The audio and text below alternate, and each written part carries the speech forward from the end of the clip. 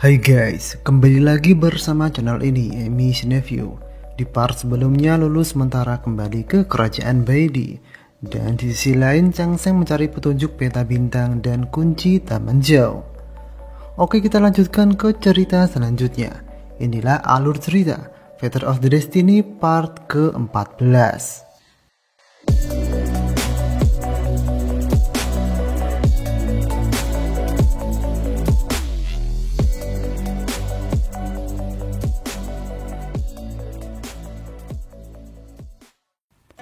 Pertama kita kembali melihat Tang Xiao yang berdebat dengan ayahnya. Tang Xiao menyarankan agar keluarga Tang menyerah saja. Mungkin hukuman akan diringankan. Akan tetapi ayah Tang Xiao tidak mau. Sampai debat hebat itu berakhir dengan Tang Xiao yang pergi dari keluarga Tang. Dan ayah Tang Xiao mengusirnya dari nama keluarga. Kalau bahasa sekarang, dicoret dari kakak.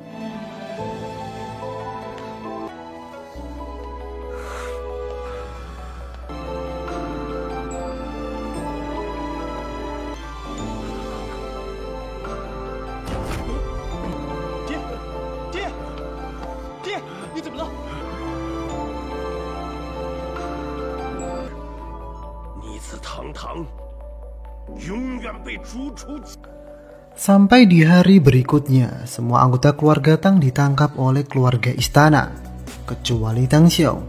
Dan ternyata di balik sikap seorang ayah yang sangat marah, ayah Tang Xiao menunjukkan sikap yang ingin melindungi putra kesayangannya. Tang Xiao akhirnya sadar, sikap ayahnya seperti itu adalah untuk melindunginya.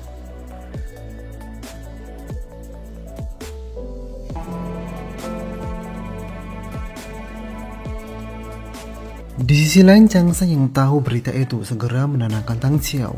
Dan setelah memastikan Tang Xiao selamat, dia, Rong Er, dan Qiu Shanju mulai perjalanan ke makam Tian Liang.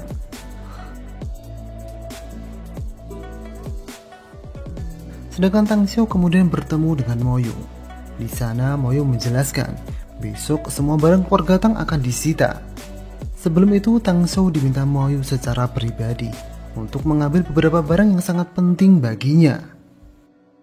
Di situ Tang Xiao mengambil sebuah bola yang dapat berubah menjadi sebuah payung. Bahkan payung itu dapat menjadi sebuah pedang.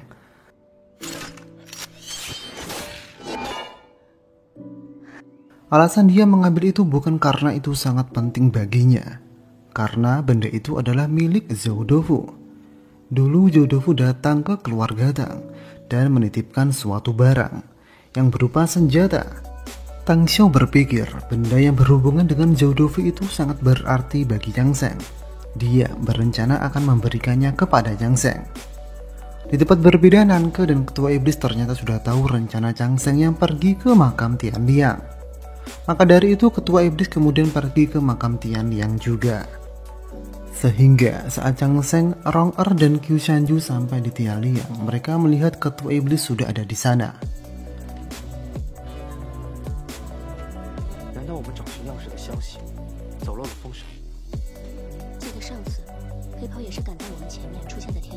Di saat itu Chang Seng mempunyai sebuah ide. Bagaimana jika mereka memancing Ketua Iblis agar meninggalkan makam Tian Liang? Dengan apa? Rencananya mereka berpura-pura telah mendapatkan kunci Taman Zhao dan menyuruh Qiu Shanju untuk kembali ke kota Sendu.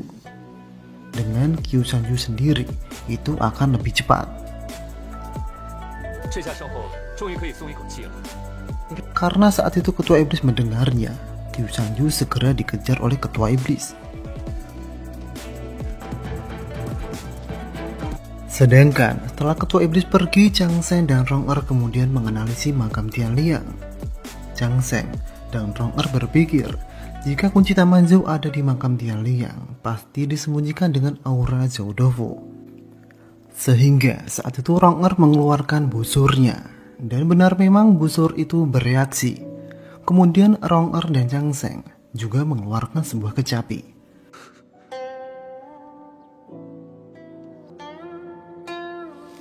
Saat Chang Seng memainkannya, muncul sebuah bunga. Chang Seng teringat bahwa kunci dari Taman Zhao adalah tanaman. Mungkin itu memang kuncinya. Singkat cerita, bunga itu dapat didapatkan oleh Rong Er dan Chang Seng. Di saat Chang Seng menganalisanya, dia seolah-olah berpindah kesadaran, di mana dia bertemu dengan seseorang di suatu tempat. Dan entah kenapa, Chang Seng sangat yakin bahwa itu adalah pria yang bernama Zhou Dufu. Walau awalnya Chang Seng agak heran, seorang Zhou Dufu yang sangat disegani agak sedikit berbeda dengan faktanya. Walaupun begitu, Chang Seng tak menyia-nyiakan kesempatan itu. Dia kemudian bertanya tentang peta bintang itu. Akan tetapi sebelum Chang Seng tahu dengan jelas, dia sudah kembali tersadar. Tapi yang pasti peta bintang itu ada di Taman Zhao. Di saat bersamaan Ketua Iblis sudah kembali. Beruntung saat itu Chang Seng dan Rong Er dapat kabur. Kemudian Chang Seng, Rong Er, dan Qiu Shanju kembali bertemu dan kembali ke kota Shendu. Di sisi lain, tidak ada yang berpikir bahwa Ketua Iblis sebenarnya sudah menyalin kunci Taman Zhao. Dia bermaksud agar orang-orang kerajaan Zhao tidak menyadari bahwa klan Iblis sudah terlebih dahulu masuk ke Taman Zhao. Di tempat lain, tepatnya di kerajaan Baidi, Lulu yang dikunci di dalam kamar sepertinya sangat kesal karena tak bisa kembali ke kota Shendu. Bahkan, ibunya juga tak bisa berbuat banyak. Ratu Baidi menyarankan kepada Lulu, jika bosan Lulu diperbolehkan jalan-jalan di sekitar kerajaan Baidi, kecuali satu tempat, yaitu sebuah gunung misterius yang keramat. Mitosnya, gunung itu dihuni oleh para dewa. Dulu saat kerajaan Baidi ada pemberontakan, orang-orang yang masuk ke sana tak akan keluar hidup-hidup. Layaknya bocil-bocil warga 62, semakin dilarang semakin penasaran. Lulu kemudian mengirim pesan kepada Yuan Po. Dia meminta diantar ke gunung itu. Mungkin saja ada yang berguna untuk mengobati gurunya. Singkat cerita, Yuan Po kemudian datang dan pergi bersama Lulu menuju ke gunung misterius itu, yang pastinya tanpa sepengetahuan Raja dan Ratu Baidi. Akan tetapi sebelum mereka sampai ke sana, mereka sudah ketahuan oleh Raja Bai dan para pengawal istana, sehingga Lulu terpaksa kembali. Setelah kembali ke kerajaan Baidi, Lulu tetap teguh ingin menyelamatkan gurunya. Sampai Lulu rela dihukum atas perbuatannya. Dan ternyata alasan Lulu ditentang ayahnya kembali ke kota Shendu karena Raja Bai tak mau melihat Lulu sedih. Bukan karena Lulu yang tak direstui bersama Chang Seng, melainkan jika saja Chang Seng mati nanti, itu akan membuat Lulu sangat sedih. Apalagi sekarang Chang Seng bertunangan dengan Rong Er. Raja Bai berpikir lebih baik Lulu pelan-pelan melupakannya, walau dengan cara paksaan. Akan tetapi sebagai ibu, Ratu Bai masih tak tega melihat keteguhan putrinya. Biarlah takdir yang akan menuntun jalan kehidupan putrinya. Sehingga saat itu Ratu Bai melepaskan putrinya dan membiarkan sayap-sayap kecil itu terbang kembali menemui orang yang dicintai. Kemudian Lulu pergi bersama Yuan Po yang pastinya tanpa sepengetahuan Raja Bai.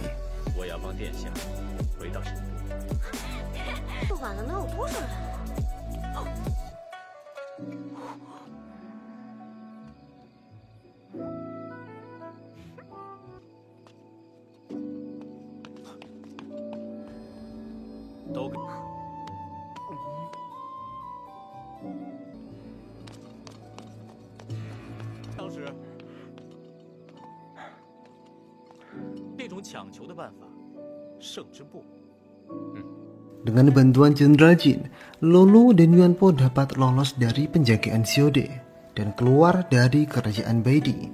Walau saat itu Xiode memang membiarkannya. Dia sangat percaya diri. Dia merasa lambat laun dia pasti akan memenangkan Lulu karena lawan cintanya akan segera mati. Di tempat berbeda, klan iblis sudah bersiap-siap memasuki Taman Zhao. Mereka berencana mendahului klan manusia dan kemudian membantainya. Sedangkan di kota Shendu, sang ratu baru mulai menyuruh semuanya masuk ke Taman Zhao dan menyuruh untuk mengamankan semua harta, termasuk ribuan pedang di kolam pedang. Dan tak perlu waktu lama, pintu ke Taman Zhao itu dibuka dan semuanya segera pergi. Tepat sebelum Chang Seng pergi, tiba-tiba Tang Xiao datang dan melemparkan sebuah bola. Iya, itu adalah senjata milik Zhou Dufu yang berupa payung dan pedang. Dan memang benar, para murid akademi yang baru saja tiba tak menyangka bahwa klan iblis sudah masuk, dan pembantaian itu tak dapat terhindarkan.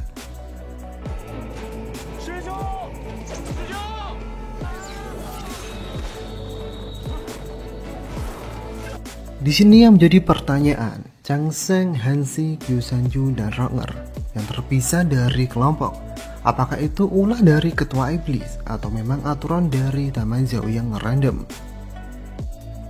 Kembali ke Taman Zhao, terlihat Qiusanju di sana yang semakin benci terhadap Chang Sheng, mungkin akibat benih iblis. Di tempat lain, Chang Sheng sampai di sebuah gunung bernama Gunung Muyung, yang disinyalir itu terbentuk dari tubuh ayahnya Yusa yang mati setelah kalah melawan Zhou Dufu. Karena memang Taman Zhao adalah dunia buatan Zhou Dufu. Pembantaian demi pembantaian terus berlanjut sampai Hansi, Kejian turun tangan. Melihat keadaan semakin berbahaya, mereka mencoba memberitahu pihak sang ratu. Akan tetapi semua upaya gagal, dan gawatnya, pintu keluar benar-benar tak dapat terbuka. Apakah ini ulah dari ketua iblis? Sepertinya begitu. Chang Sheng juga akhirnya mendapatkan serangan dari klan iblis. Beruntung dia dapat mengatasinya. Dia meminta para murid berkumpul untuk menjaga keselamatan. Di tempat lain, Rong'er diserang oleh Nange dan salah satu jenderal iblis yang menggunakan kekuatan kecapi untuk mempengaruhi mental musuh.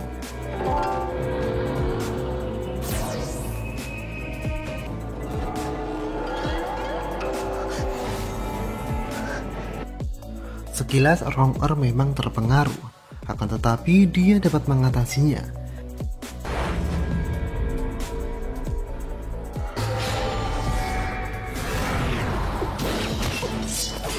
Dan dengan kompas ajaib miliknya, dia dapat mengetahui letak musuh dan menyerang balik dengan busur panah andalannya.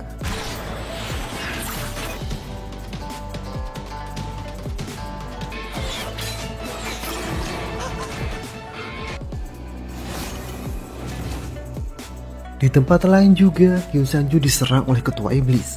Sepintas terdengar kata menyuruh Qiusanju agar sadar. Tapi Qiusanju masih tak percaya sampai pedangnya menembus tubuh ketua iblis. Dan memang benar, itu bukan ketua iblis, melainkan Fei, salah satu rekannya di Akademi Lisan. Mungkin ini sebab pengaruh benih iblis yang semakin kuat.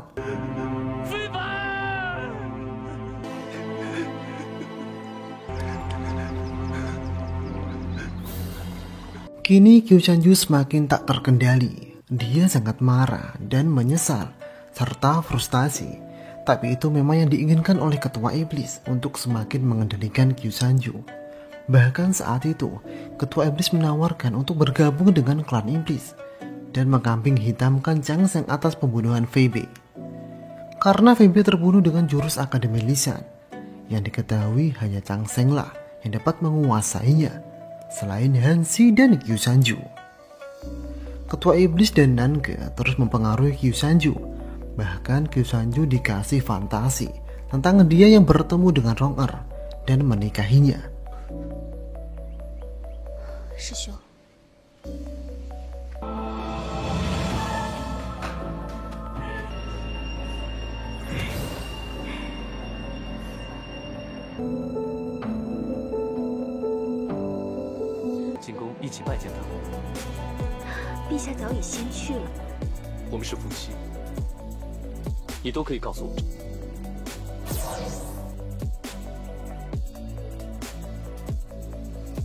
Akan tetapi perjuangan Nange masih terjal.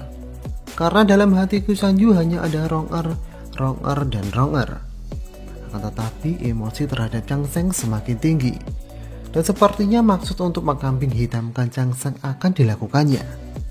Di tempat lain, murid-murid akademi yang terluka sudah berkumpul dan diobati. Di situ Hansi meminta Kejian untuk mencari Qiusanju. Dengan didampingi Chang Sheng, Kejian kemudian pergi. hingga dia kemudian melihat Kyu Sanju. Akan tetapi bukannya Kyu Sanju senang melihat juniornya, malahan Kyu Sanju menebas kejian. Chang Seng yang ada di sana kemudian mencoba menghentikan Kyu Sanju, sehingga pertarungan tak dapat terhindarkan.